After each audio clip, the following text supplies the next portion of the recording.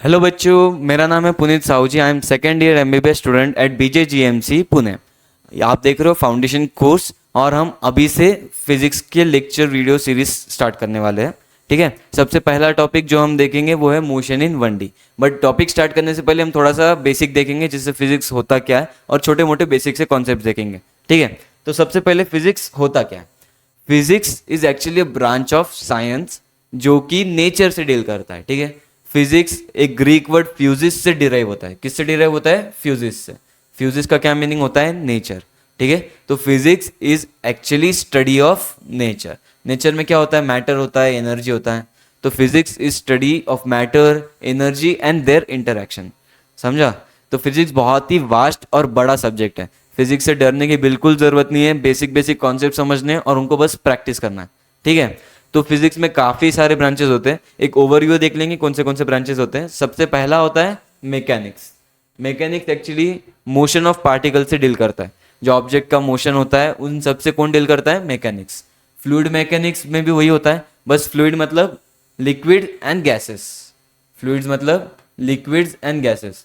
तो liquids gases की properties और उनके मोशन को हम फ्लूइड मैकेनिक्स के अंदर पढ़ते हैं। ठीक है, फिर आता है थर्मोडायनामिक्स। थर्मोडायनामिक्स के अंदर हम एक्चुअली हीट पढ़ते हैं।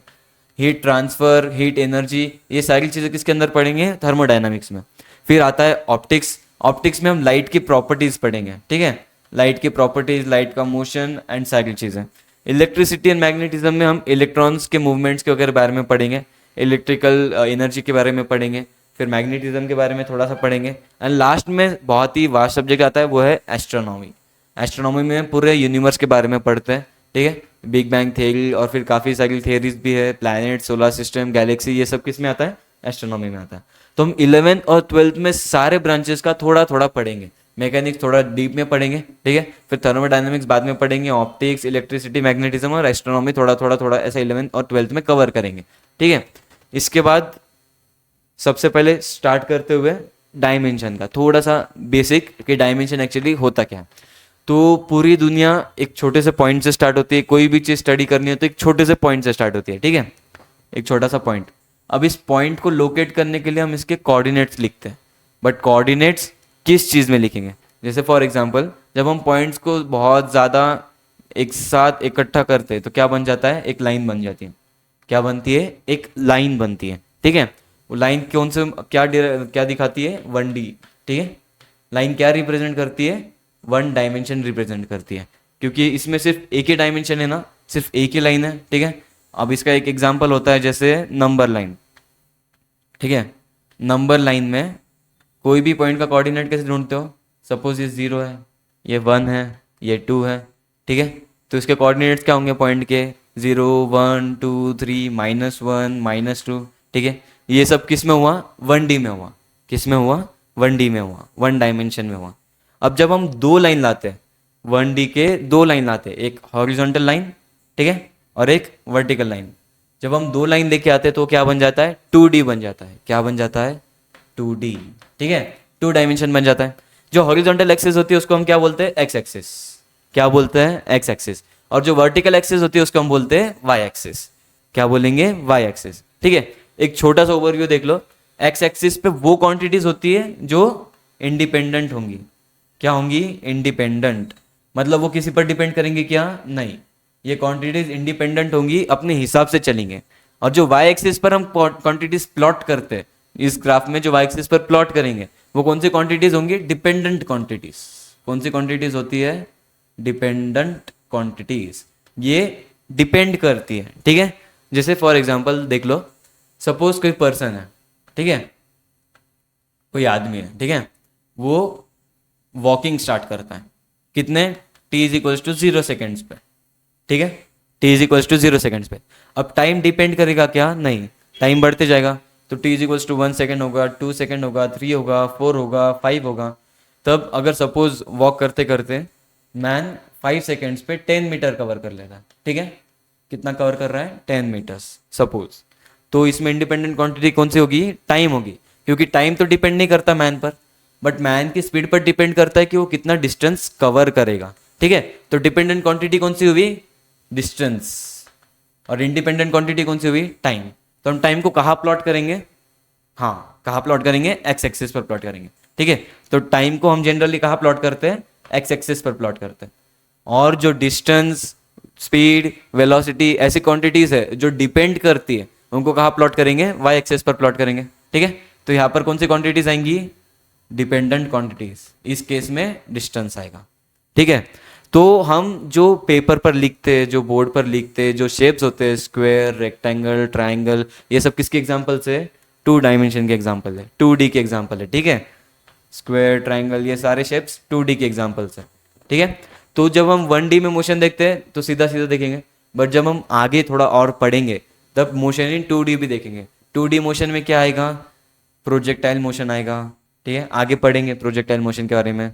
सर्कुलर मोशन, सपोज अगर यहाँ से जा रहा है, ठीक है, पॉइंट आगे भी बढ़ रहा है, पॉइंट ऊपर भी तो जा रहा है ना, तो इसमें दोनों एक्सिस में मूवमेंट होती है, ठीक है। तो हम ये थोड़ा आगे पढ़ेंगे, ठीक है। नेक्स्ट 3D, ठीक है। 3D के बारे में सबको पता है।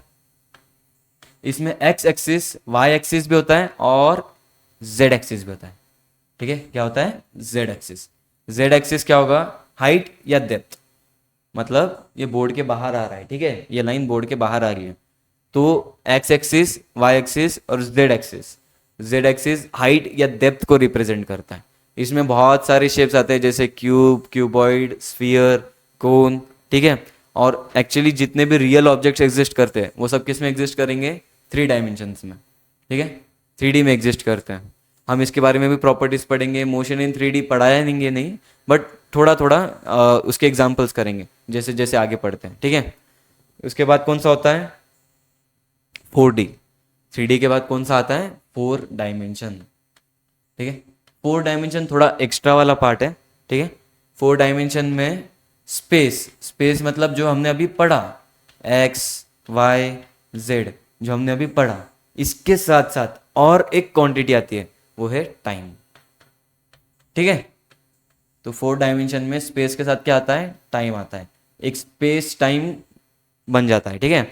तो स्पेस टाइम में कोई भी ऑब्जेक्ट जो है स्पेस टाइम में एग्जिस्ट करता है, 4D में एग्जिस्ट करता है। सपोज मैन है इधर, ठीक है, तो ये आदमी यहाँ कितने टाइम के लिए खड़े रहेगा और कितना स्पेस कोऑर्डिनेट उसका होता है, ये सब 4D में होता है, ठीक है। 4D का स्पेक्ट्रम बहुत ही कॉम्प्लेक्स है और हम इसको आगे पढ़ेंगे जब हमारा 3D 2D अच्छे से पढ़ के हो जाएगा, ठीक है। तो आगे देखते हैं। पहले एल्बर्ट आइंस्टाइन बहुत ही सेलिब्रेटेड साइंटिस्ट है, ठीक है, और उन्होंने बहुत ही फेमस कोट दिया है, nothing happens until something moves. मतलब क्या? जब तक कोई चीज मूव नहीं करेगी तब तक कुछ नहीं होता है। तो फिजिक्स स्टडी करने के लिए सबसे पहला टॉपिक जो हम पढ़ते हैं वो मूवमेंट का है। किसका है? मूवमेंट का, जिसे हम मोशन बोलते हैं, ठीक है। तो हम स्टार्ट ही फिजिक्स किससे करते हैं? मोशन से करते हैं। और सबसे बेसिक किससे स्टार्ट करेंगे? 1D से, ठीक है। तो what is motion? Motion is change in position with respect to time, ठीक है। अगर सपोज कोई पर्सन यहाँ पर है और वो उसकी पोजीशन चेंज कर रहा है बार बार, ठीक है, तो उसको क्या बोलेंगे? मोशन कर रहा है, पर्सन मूव कर रहा है, ऑब्जेक्ट मूव कर रहा है। इस चीज को बोलते हैं change in position with respect time को क्या बोलते हैं? मोशन। और इसके स्टडी को क्या बोलेंगे? काइनेमैटिक्स। क्या बोलेंगे? काइनेमैटिक्स, ठीक है। तो सबसे पहले सबसे इजीएस्ट हम 1D से स्टार्ट करेंगे, फिर इसके बाद 2D पढ़ेंगे और थोड़ा थोड़ा 3D देख लेंगे, ठीक है। तो चैप्टर का नाम क्या है? Motion in 1D। और फिजिक्स में इसको रेक्टिलिनियर मोशन बोलते हैं। क्या बोलते हैं? Rectilinear motion. मतलब सिर्फ एक ही लाइन में मोशन हो रहा है, ठीक है। 1D में मोशन हो रहा है ना, तो एक ही लाइन में मोशन हो रहा है। और ये जब पढ़ते हैं तब हमें बहुत सारे वेरिएबल्स पढ़ने होते हैं। क्या पढ़ने होते हैं? वेरिएबल्स, ठीक है। वेरिएबल जैसे distance, displacement, speed, velocity, acceleration, ठीक है। ये सारी चीज़ें जब हम पढ़ेंगे तो हमें कॉन्सेप्ट धीरे धीरे समझ में आता है। तो सबसे पहला वेरिएबल जो हम पढ़ते हैं वो है डिस्टेंस। कौन सा होता है? डिस्टेंस, ठीक है। मुझे लगता है डिस्टेंस के बारे में सबको पता है थोड़ा सा, तो देख लो। Distance is actually length of actual path travelled by a body from one point to other, ठीक है। बॉडी जितना पाथ ट्रैवल करेगी मूवमेंट के लिए, सपोज पहले यहाँ गई, फिर यहाँ आई, फिर यहाँ गई, फिर नीचे गई, ठीक है। तो ये जो टोटल पाथ उसने ट्रैवल किया है, इसको क्या बोलेंगे? डिस्टेंस बोलेंगे। क्या बोलेंगे? डिस्टेंस, ठीक है। इसके बाद जो फैक्टर हम पढ़ते हैं वो होता है डिस्प्लेसमेंट। क्या होता है? डिस्प्लेसमेंट। ठीक है, displacement is the minimum distance between starting point and finishing point. Displacement क्या होता है? Minimum distance between starting point and finishing point. ठीक है, देखो सपोज कोई ऑब्जेक्ट है, वो बहुत ज़्यादा मूव करता है, यहाँ वहाँ यहाँ वहाँ यहाँ, और फिर बाद में इस पॉइंट पर आ जाता है, फिनिशिंग पॉइंट पर। तो ये जो पाथ होगा, ये पाथ क्या होगा हमारा? डिस्टेंस। क्या होगा? डिस्टेंस। बट जो डिस्प्लेसमेंट होगा वो स्ट्रेट लाइन होगी, वो मिनिमम डिस्टेंस हो जाएगा, मिनिमम पॉइंट हो जाएगा स्टार्टिंग और फिनिशिंग के बीच में। ठीक है, इसे बोलेंगे डिस्प्लेसमेंट। ठीक है, देखो फॉर एग्जांपल, अगर सपोज कोई पर्सन खड़ा पॉइंट ए पे, ठीक है, तो पर्सन पॉइंट ए से 5 किलोमीटर ट्रैवल करके कहा जाएगा पॉइंट बी पर, फिर 12 किलोमीटर ट्रैवल करके कहा जाएगा पॉइंट सी पर। ठीक है, तो टोटल डिस्टेंस कितना कवर हुआ? 5 + 12 कितना होगा? 17 किलोमीटर्स। तो टोटल डिस्टेंस हमने कितना कवर किया? 17 किलोमीटर्स। बट पॉइंट ए जो स्टार्टिंग पॉइंट है और पॉइंट सी जो फिनिशिंग पॉइंट है, इन दोनों के बीच में मिनिमम डिस्टेंस यानी डिस्प्लेसमेंट क्या होगा? 17 किलोमीटर्स नहीं होगा। ठीक है, क्या होगा? इसका हाइपोटेनस होगा, जो लाइन सीधा पॉइंट ए और सी को कनेक्ट करती है। ठीक है, हाइपोटेनस कैसे फाइंड करेंगे? पाइथागोरस थ्योरम से। पाइथागोरस थ्योरम पता है ना सबको? पाइथागोरस थ्योरम क्या होता है? हाइपोटेनस का square is equals to A B square plus B C square. सही है, तो हाइपोटेनस क्या हो जाएगा? अंडर रूट ए बी का स्क्वायर 5 स्क्वायर प्लस 12 स्क्वायर कितना होता है? अंडर रूट 169। मतलब हाइपोटेनस हमारा कितना आया? 13 किलोमीटर्स। कितना आया? 13 किलोमीटर्स। तो हमारा डिस्प्लेसमेंट कितना हुआ? डिस्प्लेसमेंट कितना हुआ? 13 किलोमीटर्स। एंड डिस्टेंस कितना हुआ? 17 किलोमीटर्स। समझा सबको? ठीक है, देखो और एक एग्जांपल देखो। इफ सपोज कोई ऑब्जेक्ट है, ठीक है, कोई ऑब्जेक्ट है, वो यहाँ से सेमी सर्कुलर पाथ में जाता है और अपोजिट साइड में आ जाता है। कहाँ आ गया? अपोजिट साइड में आ गया। ठीक है, तो इसका सपोज रेडियस है हमारा 2 मीटर्स। ठीक है, रेडियस है 2 मीटर्स। तो डिस्टेंस कितना होगा एंड डिस्प्लेसमेंट कितना होगा? देखो सिंपल है, डिस्टेंस कितना होगा? जितना पाथ उसने कवर किया, जितना पाथ उसने कवर किया यहाँ से लेके यहाँ तक। ये कैसे निकालेंगे? Circumference of semi circle. ठीक है, सर्कमफरेंस ऑफ सर्कल कितना होता है? 2πr। सर्कमफरेंस कितना होता है? 2πr। तो सेमी सर्कल का कितना होगा? 2πr का हाफ, है ना? 2πr का हाफ, जो कि कितना होगा? πr। हमें रेडियस दिया है 2 मीटर्स, तो कितना हो गया? 2π मीटर्स। ठीक है, तो वो ऑब्जेक्ट कितना डिस्टेंस कवर कर रहा है? 2π मीटर्स। जब हम इसका डिस्प्लेसमेंट ढूंढेंगे तो डिस्प्लेसमेंट क्या होगा? Shortest path. ठीक है, तो मैं इसको और इसको कनेक्ट कर लूं, सिंपल। तो कितना होता है? 2 और ये वाला रेडियस 2, तो 2 + 2 डिस्प्लेसमेंट कितना हो जाएगा? 4 मीटर्स। कोई डाउट नहीं ना? क्लियर है? तो डिस्टेंस कैसे फाइंड करेंगे? पूरा पाथ कैलकुलेट करके। और डिस्प्लेसमेंट कैसे फाइंड करेंगे? एक स्ट्रेट लाइन निकाल लेंगे स्टार्टिंग पॉइंट और फिनिशिंग लाइन के बीच में। ठीक है, जैसे चलो फॉर और एक एग्जांपल ले लेते हैं। एक स्क्वायर है, ठीक है, एक स्क्वायर है 1 मीटर का। अगर कोई बॉल यहाँ से यहाँ जाता है एंड फिर ऊपर चला जाता है, ठीक है, तो टोटल डिस्टेंस कितना कवर किया? 1 मीटर + 1 मीटर, डिस्टेंस कितना हो गया? 2 मीटर्स। करेक्ट। और डिस्प्लेसमेंट क्या होगा? यहाँ से यहाँ। ठीक है, सीधा स्टार्टिंग पॉइंट और फिनिशिंग पॉइंट को कनेक्ट कर लेंगे। तो इसका आंसर क्या होगा डिस्प्लेसमेंट का? फिर से Pythagoras theorem, under root 1 square + 1 square, hypotenuse आएगा ना, तो √2 मीटर्स। समझा सबको? तो distance is actual path covered and displacement is shortest path covered. सही है, गुड। चलो देखो, तो ये बताओ, चार ऑप्शंस देता हूं, ठीक है।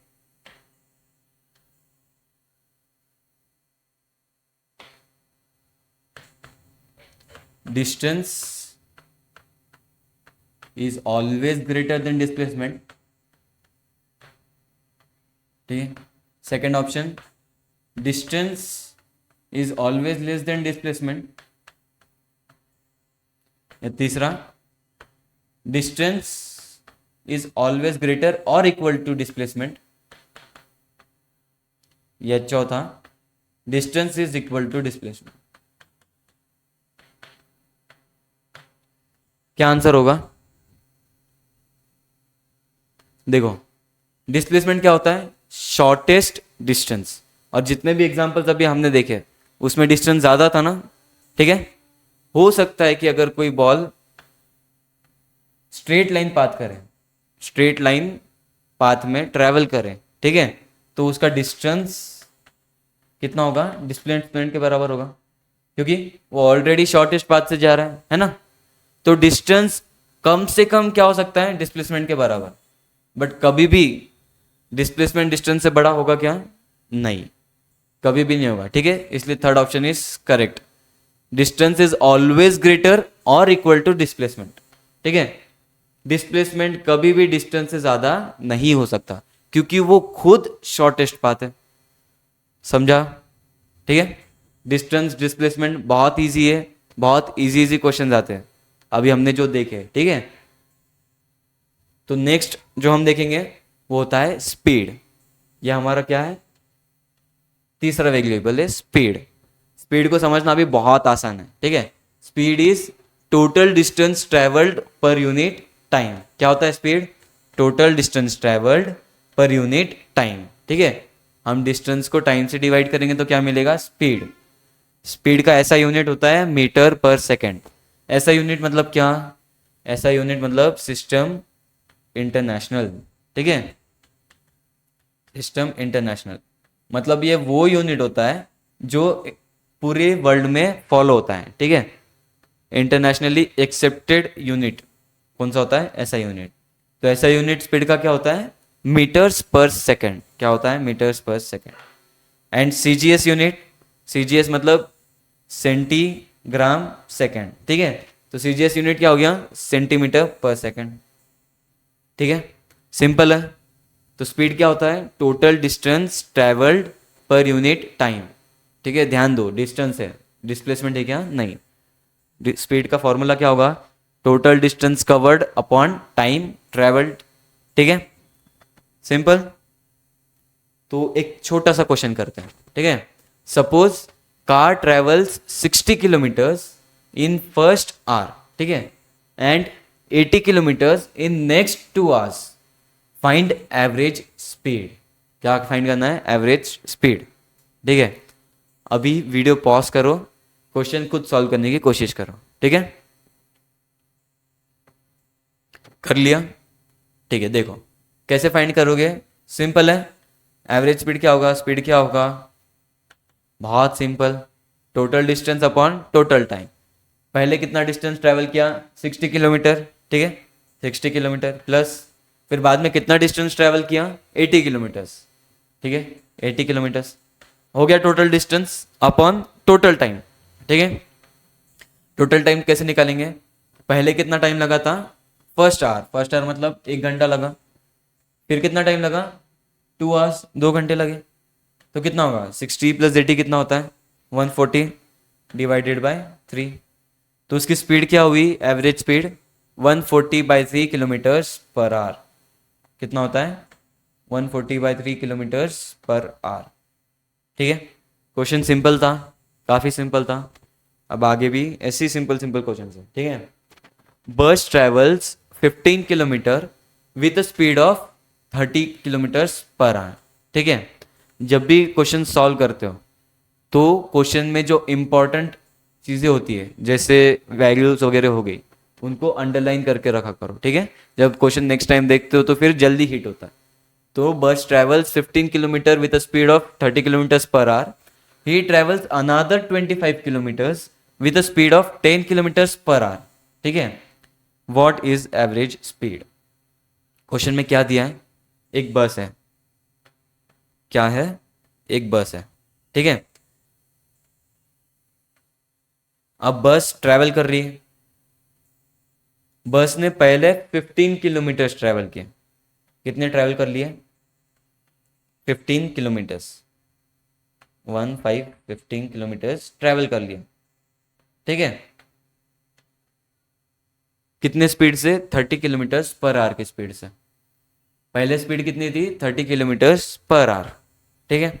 फिर बाद में 25 किलोमीटर्स ट्रैवल और किया, यहां से और कितना आगे चला गया, 25 किलोमीटर्स, ठीक है। कितनी स्पीड के साथ, 10 किलोमीटर्स पर आवर की स्पीड के साथ। और हमें क्या पूछा है, एवरेज स्पीड। एवरेज स्पीड कैसे निकालोगे, total distance upon total time. हम टोटल डिस्टेंस देख पा रहे हैं, 15 पहले 25 बाद में, तो 15 प्लस 25 कितना होगा, टोटल डिस्टेंस 40, कितना होगा 40। तो टोटल डिस्टेंस कितना आया हमारा, 40 किलोमीटर्स। अब बस क्या फाइंड करना है, टोटल टाइम, टाइम कितना लगेगा, ठीक है। टोटल डिस्टेंस 40 किलोमीटर आया, अभी टोटल टाइम फाइंड करना है। टोटल टाइम कैसे फाइंड करोगे, स्पीड की हेल्प से। हमें फॉर्मूला पता है ना, क्या होता है, speed is equals to distance upon time. तो टाइम क्या होगा, डिस्टेंस अपॉन स्पीड, करेक्ट। बस टाइम को कहाँ लेके गए, लेफ्ट हैंड साइड में, और फिर v को कहाँ लेके आए, राइट हैंड साइड में। तो फिर टाइम क्या होगा, डिस्टेंस अपॉन स्पीड।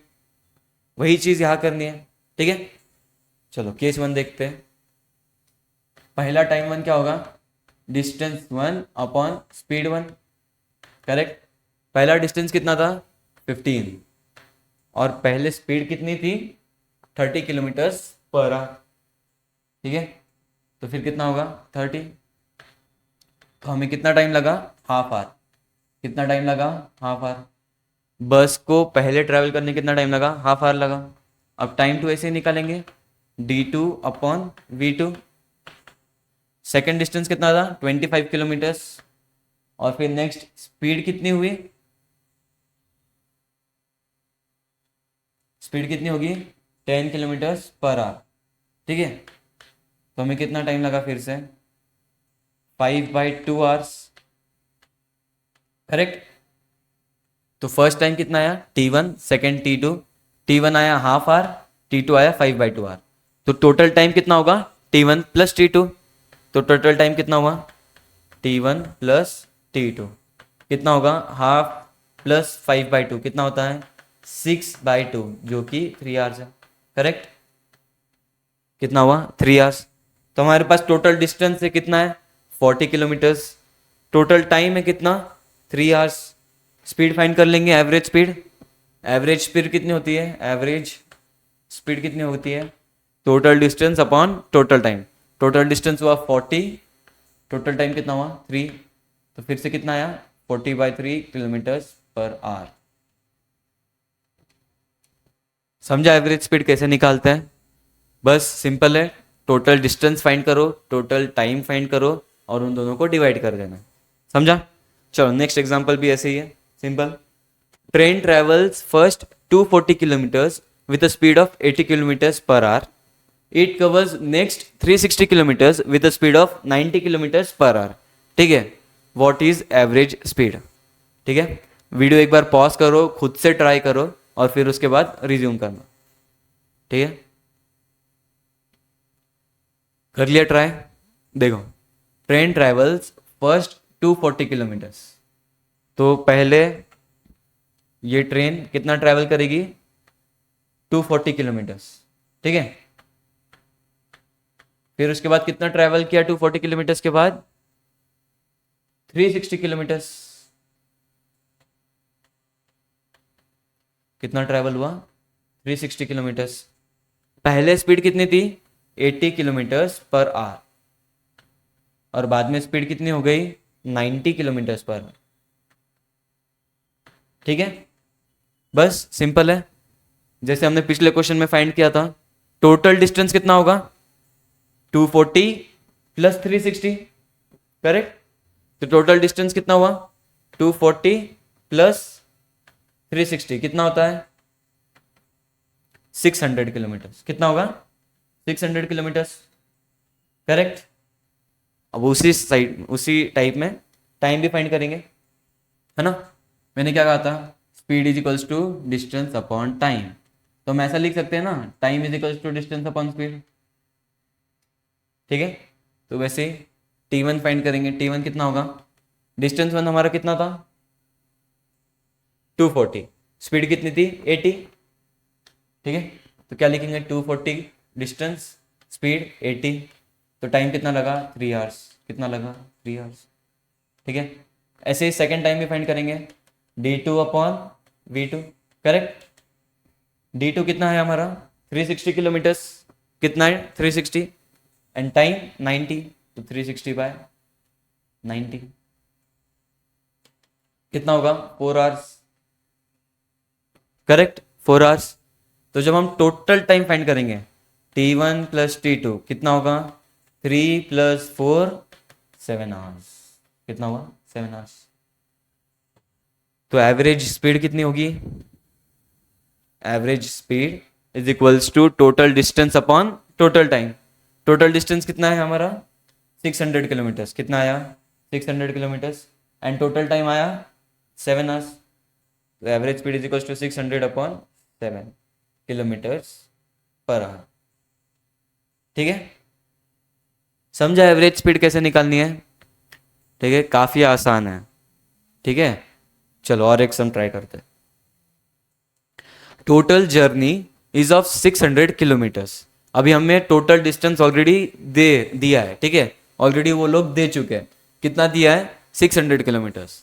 अ बस टिकट, अ बस फर्स्ट ट्रेवल्स फॉर 120 किलोमीटर, ठीक है, at speed of 40 kilometer per hour. मतलब पहले 120 किलोमीटर कितने स्पीड पे ट्रेवल किया, 40 किलोमीटर पर आवर पे। Then what should be the speed of next journey so that next average speed becomes 60 kilometer per hour. मतलब हमें इधर क्या दिया है, हमें एवरेज स्पीड ऑलरेडी दे दिया है, ठीक है। जो टोटल डिस्टेंस अपन टोटल टाइम होता है, वो एवरेज स्पीड ऑलरेडी हमें कितनी दी है 60 किलोमीटर पर आवर दी है, ठीक है। और हमें पूछा है कि नेक्स्ट जर्नी का स्पीड कितना होगा, ठीक है। एक बार ट्राई करो खुद से पॉज करके, ठीक है। देखो ये बस है, उन्होंने क्या बोला है, फर्स्ट 120 किलोमीटर्स ट्रैवल किया, कितना ट्रैवल किया 120 किलोमीटर्स, ठीक है, 120 किलोमीटर्स, ओके डन। कितने स्पीड से 40 किलोमीटर्स पर आवर, कितने स्पीड से ट्रैवल किया 40 किलोमीटर्स पर आवर। अब इसके बाद इस बस ने और थोड़ा ट्रैवल किया, और वो कितना होगा, टोटल में से 120 माइनस कर लेंगे, करेक्ट। हमें पता है ना टोटल कितना है 600, टोटल डिस्टेंस कितना है 600, तो बचा हुआ कितना होगा 600 माइनस 120, करेक्ट। अगर टोटल 600 है और 120 ऑलरेडी ट्रैवल कर लिया, तो कितना बचेगा 600 माइनस 120 कितना होता है 480 किलोमीटर्स, कितना होता है 480 किलोमीटर्स। तो नेक्स्ट जर्नी कितने किलोमीटर्स की होगी 480,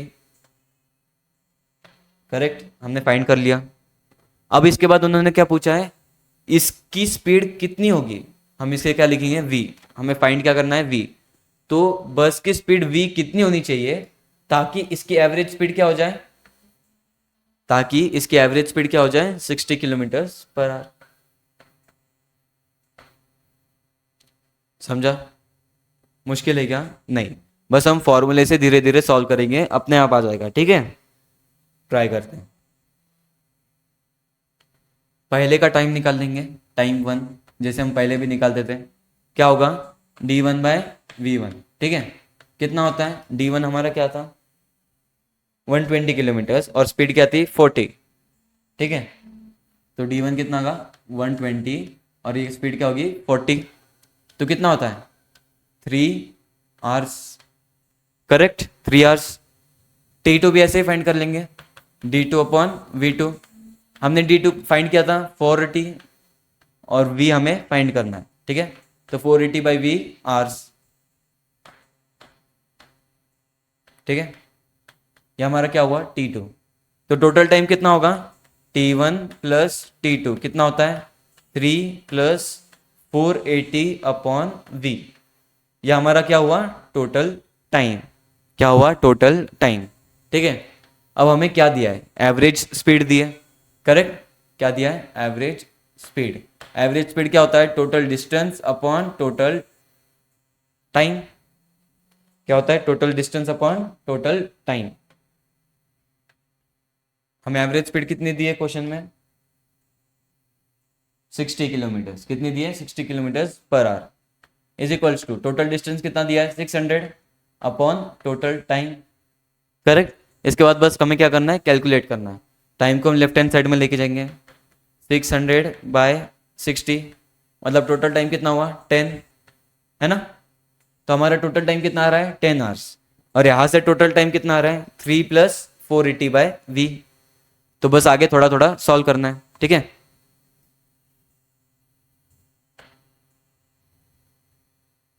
ओके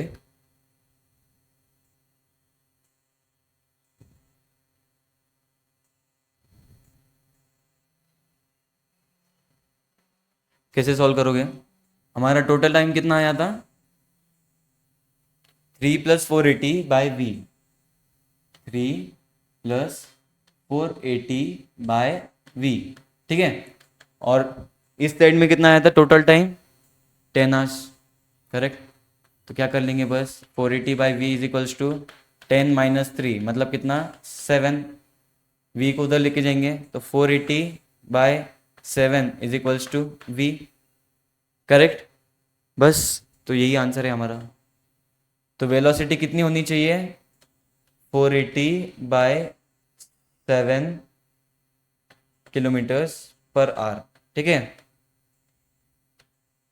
समझा सबको, अगर नहीं समझा हो तो फिर से एक बार रिवाइंड करके देख लेना, एक बार बिना देखे खुद सॉल्व करने की कोशिश करो, ठीक है। तो ये सब था एवरेज स्पीड, समझा। ओके तो अभी नेक्स्ट लेक्चर में हम वेलोसिटी, एक्सेलरेशन और बाकी की कंसेप्ट देखेंगे, ठीक है। Okay bye.